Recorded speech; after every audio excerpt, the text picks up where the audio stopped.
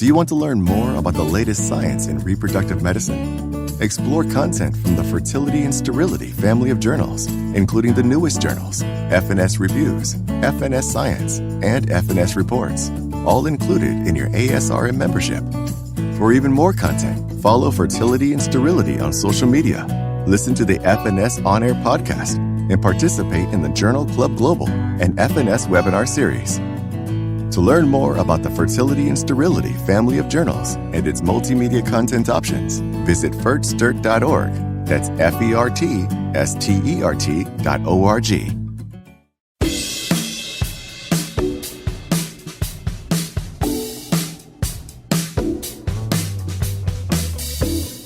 Welcome to ASRM Today, a podcast that takes a deeper dive into the current topics in reproductive medicine. I'm Jeffrey Hayes, and today on the show we are talking about the relationship between social work and reproductive medicine. To help us in this is Melanie Mikkelsen. Melanie is a clinical social worker and fertility counselor working with Seattle Reproductive Medicine. In addition, is director of professional training with Empower with Moxie, an educational resource organization for embryo donation, is the creator and owner of Hold Hope, LLC, which provides counseling services and advocacy, and is chair-elect of the EC of the MHPG of ASRM. Melanie, welcome to ASRM Today. Thank you, Jeffrey. I'm thrilled to be here. So this is your first time on the show, and as tradition, I always ask this of my first-time guests. How did you get involved with reproductive medicine? Well, that's a good question, and thanks for asking. Like many in this field, I have my own personal journey with infertility.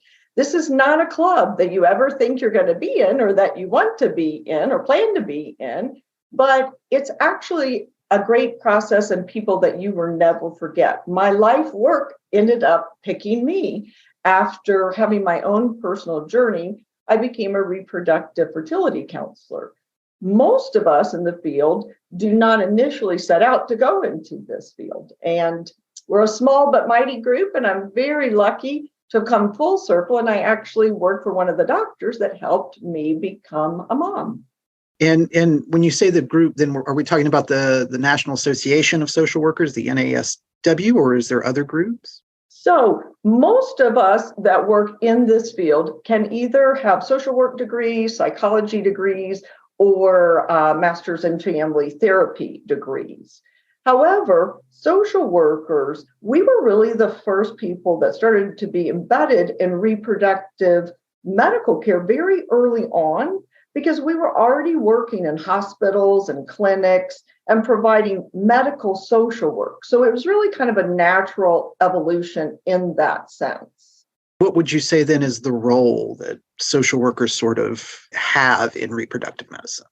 So just to back up a little bit with our history with ASRM, we have a small mental health professional group that started through ASRM in 1988, and it was composed of a few social workers and psychologists.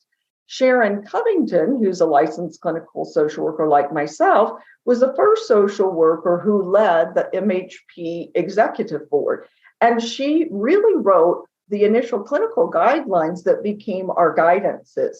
She's also the editor of the newly released second edition of the Fertility Counseling Clinical Guide and Clinical Casework Studies. And I would definitely say that's a must read for everyone in our field.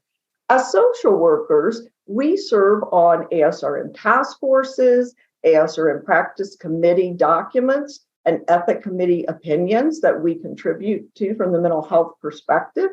We do outside trainings, we do ongoing educational courses, we've helped create training modules for ASRM.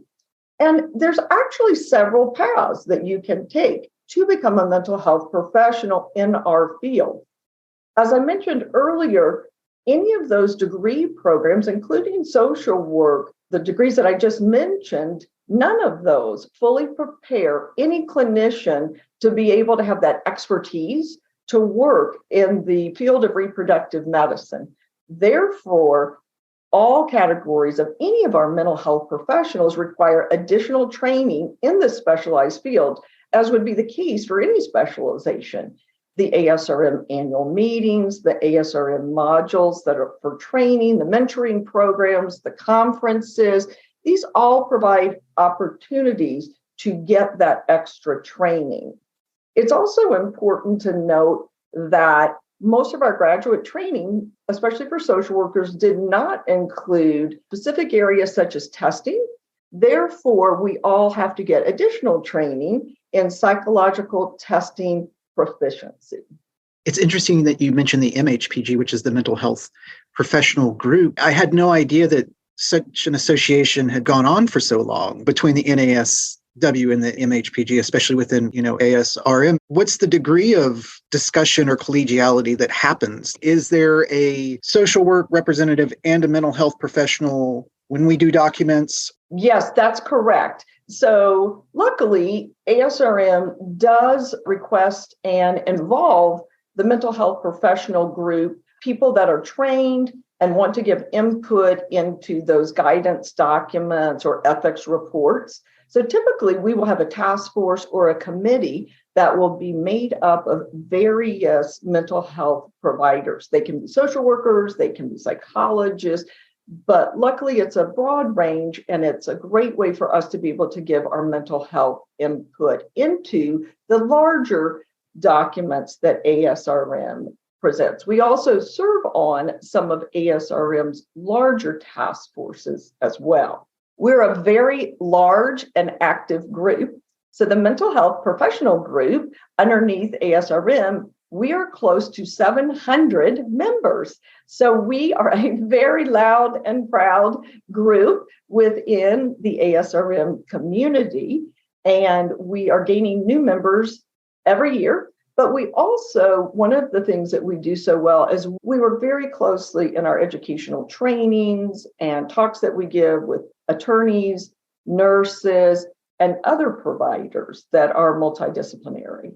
One of the things that providers might want to know about the role of social workers in reproductive medicine is that clinical social workers constitute the largest group of mental health professionals in the nation. We have 250,000 clinical social workers. We provide more behavioral health care in a variety of settings than any other mental health professional. I was going to ask then, because I'm sure that our providers and also patients are very curious when we say social worker, what is it that means as far as in the context of reproductive medicine? That's a great question. The knowledge base and training of clinical social workers includes a biological, psychological, and social development model. That's why we have our approach as called psychosocial.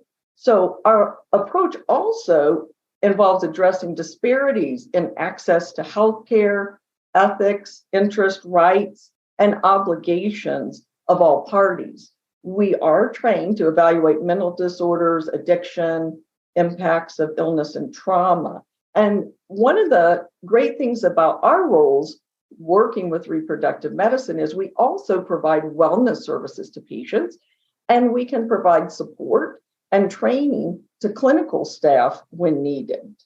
I've talked with a number of people over the years on the podcast, and it's interesting you bring up this idea of wellness, because that can be a very large, encompassing area that continues, to expand. So I want to ask then, when providers tell patients that a wellness educator can be provided for them, what should they expect? Well, it depends on what type of wellness provider they're looking for. But most of the times, social workers or mental health professionals, we also work in conjunction often with dietitians, acupuncturists, for that team model approach, stress reduction. We do ongoing counseling, infertility general counseling, and not only just for when you're going through fertility treatments, but really we look at the long-term goal of best family functioning. So in other words, that's not only for people doing fertility treatments when they are our patients, but that's beyond, looking at the needs of donor-conceived people, looking at the long-term educational needs of families, that might have used third-party reproduction. So I always like to say, I tell my patients that our relationship has just begun and that I'm always open to future contact, because they will often want to come back and talk about things once they've had a pregnancy or perhaps in the postpartum period. And my favorite part is when we get the Christmas cards and the baby pictures and have people come and visit the clinic and show the babies. That's just the icing on the cake to everything we do. What is a normal, if there is a normal, is there an average, say 3 to 5 years that they continue to come back to you? Or is there something that's usually recommended? Because obviously we always want people to come and receive treatment and to always follow up. But is there something recommended, or is there an average? Where I typically see it, there's not one recommended or average time or thing. Where I definitely see more of people reaching out, or people that might have used third-party reproduction, and now it is time to disclose that information to the child. And even though we've educated them on that, it was a long time ago. And so they forgot, and they might want to just have some extra help, some additional resources on how to go about that. I also work with a lot of egg donors. And so I've had egg donors perhaps that might come back, and they might have more questions, want some information that we may or may not be able to provide. And as I mentioned earlier, I think more and more now that a lot of the children have grown up, we have donor conceived people who are also needing extra support, counseling, or help on how to navigate the fact that they were donor conceived. So that is what I mentioned about our long-term family functioning model, really being able to look not just at the individual that's going for fertility treatment, but to be able to look at what is their long-term goal for their future family and how do we help get them there. Another time I see people that come back, and I'm seeing more and more of this, is for embryo disposition and decision-making. So that's one of my specializations, is working with people that want to donate or receive embryos, or even to back it up one step further, they have extra embryos and they're having a lot of difficulty knowing what to do with those embryos. Do they discard? Do they donate? Do they use them for reproductive purposes? And so that is a big part of our role, where we can really help people, because their opinions and attitudes do change over time. And we have a lot of data and studies to show that maybe what they signed before they had treatment regarding extra embryos is very different than after they have treatment and have their family, as far as what they might ultimately decide for a disposition option. Are we seeing an uptick in the last number of years then? Because again, it's been more in the national conversation than ever before about people of a certain age group are more and more getting, opportunities to, do, more non-traditional fertility methods, whether it's egg freezing, donation. Is your group seeing an uptick in this? Yes, I would say that we have definitely seen an uptick in questions regarding disposition options or donations, or being recipients of donated embryos. I've seen an increase of that. I also feel that with our education and knowledge that most people are aware of, that there is no donor anonymity anymore, that we talk about discussing and protecting privacy, but cannot guarantee anonymity given Ancestry.com, DNA testing. That has really been a huge change that I've seen over the 24 years that I've done this, where it's a lot more education, counseling of donors and intended parents. In our state, where I am in Washington State, for instance, we have a special law that talks about donor ID disclosure. So in general, there is a whole lot more that needs to go into talking about third party, because we know it is not anonymous anymore. And I'm also seeing a real uptake in people that are choosing to use known or directed donors. So in other words, that could be a sperm donor, an egg donor, or really even an embryo donor that the person has found on their own. And they're coming to us for counseling and guidance on how to go about using a known or directed donor. Before we run out of time, I want to get to this question because it's that time of year. Does the NASW or the MHPG that you know of, you won't be spilling any beans, I hope, have any sort of programming plan for the 2023 ASRM conference in New Orleans this year?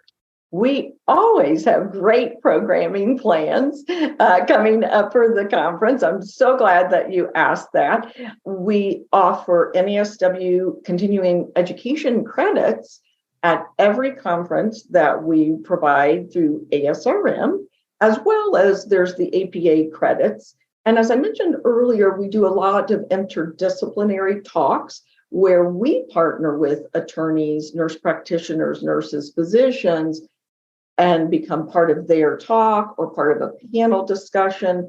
And so we're very involved with being able to offer those continuing education credits for social workers. One of the other things that I didn't mention earlier that's also coming up, we are very involved in advocacy. So social workers, we have a natural training in advocacy, and it's wonderful also to be in a role, in a position to help advocate for not only our patients, but also to advocate for some of the changing laws that are happening statewide. Well, the next time that we do an advocacy matters episode, I'm going to have to bring you back because I want you to be able to. I want you to go toe to toe with the Washington office. See what kind of ideas you guys can trade back and forth. That's a big ask, but I'm willing to help in any way I can. Well, it has been an absolute delight. My guest today has been Melanie Mikkelsen. We've been talking about social work and reproductive medicine. It is March. It is time to celebrate social workers. So please do this month and really every month, but especially now as we're in March. If you work with social workers, please tell them how much you appreciate them, what they do. Please don't hug anyone because that might be a whole other can of worms, and we just don't need that sort of thing. But overall, thank you so much for taking time out to be on the program today. Thank you so much, Jeffrey, to you and to ASRM. As always, you can subscribe to the podcast on Apple, Google, or whatever podcatcher you need. If you want to get in contact with me, just email me, asrm@asrm.org. Until next time, I'm Jeffrey Hayes, and this is ASRM Today. This concludes this episode of ASRM Today. For show notes, author information, and discussions, go to asrmtoday.org. This material is copyrighted by the American Society for Reproductive Medicine and may not be reproduced or used without express consent from ASRM. ASRM Today series podcasts are supported in part by the ASRM Corporate Member Council. The information and opinions expressed in this podcast do not necessarily reflect those of ASRM and its affiliates. These are provided as a source of general information and are not a substitute for consultation with a physician.